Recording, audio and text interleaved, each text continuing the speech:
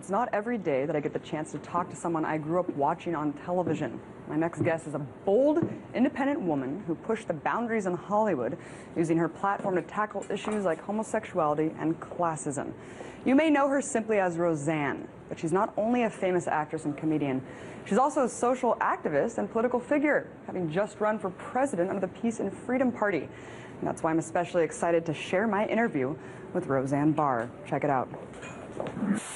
So Roseanne, we're upon a potentially historical verdict when it comes to the question of same-sex marriage, and I can't help but think of your show, Roseanne, which tackled LGBT issues decades ago. I mean, it was one of the first shows to host gay characters and also to display an on-screen lesbian kiss per your request. Why was it so important to you to feature that issue, and how challenging was it at the time to push those boundaries on national television? It was always important to me because I have a gay brother and a gay sister, and we were raised in Salt Lake City, Utah, and they went through a significant amount of bullying, and so it was always important to me because that was always a big issue in my life, and it was very, very difficult to get it on television, and it was a very hard fight, but it's proven to have been the right thing to do.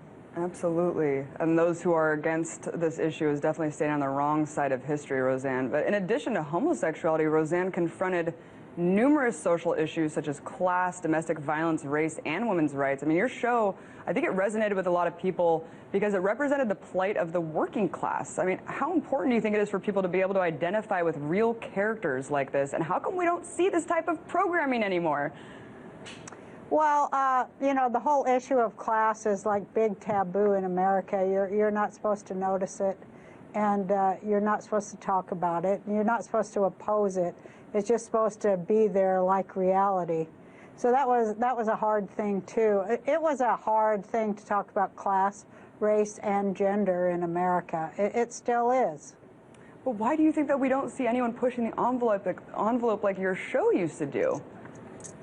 Well, because it's too hard, and the only reason that I was able to do it is because I was just such a committed activist and committed fighter. But I know how hard it is for anybody else. First of all, it's really difficult to see things that are kept invisible, but it's really hard for artists to find their voice in the medium of television. Period. Right. And let's talk about sexism, Roseanne, which I know that you're very vocal about today, especially as I'm looking at your timeline. I mean, I talk about women's rights a lot on this show, and I cannot tell you how many men tell me sexism doesn't exist anymore. And in fact, that sexism against men is actually more of a problem in society. Where is this mentality coming from? It comes from a mentality of sexism. And just by virtue of the things they say, I mean, it's just ungodly ignorant, and it's ungodly ignorant that they have no idea that they're ignorant, too. So it's like levels of patriarchy and patriarchal brainwashing and mind control. And, I can't help but when, as we're talking about this, think of the Steubenville rape case. I mean, this is a perfect example of how sexism does exist in society. Not only did the rapists get a slap on the wrist, but the media was showing sympathy toward the rapists, their verdict. I mean, is the media and entertainment responsible for perpetuating a rape culture? Yeah, I think the media is responsible for perpetuating a rape culture. And, I mean, it's profitable for the people at the top who run the rape culture, who run it, and, they profit from it. And to say otherwise would be a big fat lie. But so, they don't want any kind of power shifted away from the way they have it set up in a very hierarchical manner with women's free labor at the bottom, largely slave labor, at the bottom of that big pyramid. You've been a Hollywood insider for so long, yet you've been vocal for so long. I mean, how challenging is it to see your colleagues across Hollywood lacking for the Obama administration when they have so much power and influence that they could single-handedly shape the dialogue when so many people are watching them? Well, I think that, this is a culture of fear, and nobody's more afraid than people in Hollywood. They're afraid that they'll drop out of the top, they're afraid that they'll drop from the bottom of the pyramid, maybe to the middle of the pyramid. But you know, they're the ones. Hollywood is the one that keeps all this power structure and all this culture of racism and sexism and classism and genderism and all of it in place. They continually feed it, and they make a lot of money doing it, and they do it at the behest of their masters who run everything. So, you know, they're not going to get brave enough to do that. I mean, I think that there aren't many of us who are brave enough to do that. And I'm just, you know, I'm lucky that I can do it, and I feel that I do it on behalf of many people in Hollywood too. I go to Hollywood parties, or you know, occasionally I go to Oscar parties and things like that, and people, big stars, people will grab me by the arm and take me aside and say, "I just want to thank you for the things you say," and it blows my mind. But that's the culture. It's a culture of fear for sure. You know, and it's a big culture of mind control too. MK Ultra mind control rules in Hollywood. If you don't know, Google that and look into it. Well, we've talked about Operation Mockingbird, MK Ultra mind control stuff from, I mean, this goes back decades and decades. But Roseanne, I mean, do you know people have been blacklisted? I mean, is it just kind of a self-censorship in Hollywood, or do people actually get edged out if they are too much against the grain? Yeah, it's self-censorship after a while, but it's not just a crazy self-censorship. It's self-censorship because there's actually a danger that you will never work again. And people know it. Everybody has friends that it happened to, that maybe you said too much, or maybe you were too vocal on unpopular issues. And it's funny because it doesn't matter if 2 years later, I find this a lot, that 2 years later those unpopular issues become very mainstream. They still don't forgive the first person who does it. And that's kind of been my story there. When you're first, you're you know, going to be vilified, despite the fact that 2 years later everybody's saying what you said. You're still going to be vilified because you dared. And you know, like they say, the Chinese, you know, the Chinese have a myth or a saying that says the nail that stands up is hammered down, and that's how it is here and everywhere in the world. Right. You know, you don't really want to put yourself at odds with people who decide your future and pay, you know, for your work. But sometimes you have to. And I was very lucky that I had a successful show that made me a lot of money, and so that I can do that. And I feel that I owe that to the people I came from, to say those things that maybe they can't say because they're afraid they'll be fired, or they're afraid even that they'll be put in jail or whatever.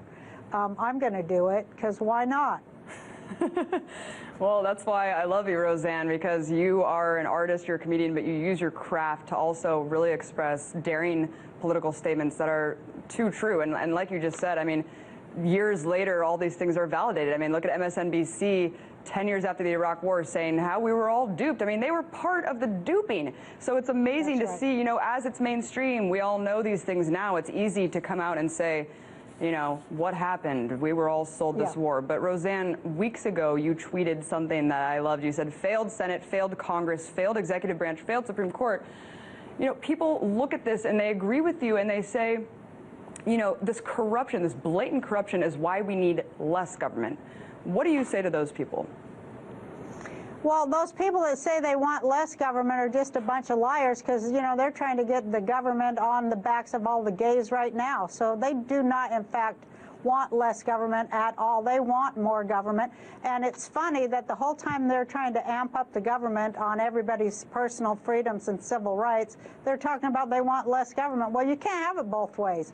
One of the things you people are saying is just a lie. And which one is it? And also, the government has bailed out these banks, which is basically government socialism for what capitalism has turned into, this crony capitalism where socialism is bailing out the capitalists. It's just an amazing hypocritical thing that this country's turned into. But you decided to be the change, Roseanne. You ran for president under the Peace and Freedom Party in the last election, yet the stigma remains. Voting third party is a wasted vote. I mean, how dangerous is this to perpetuate the lesser than two evils mentality? It's very, very dangerous, and it's very, very sad. And you know what? I'll tell you, it's very un-American.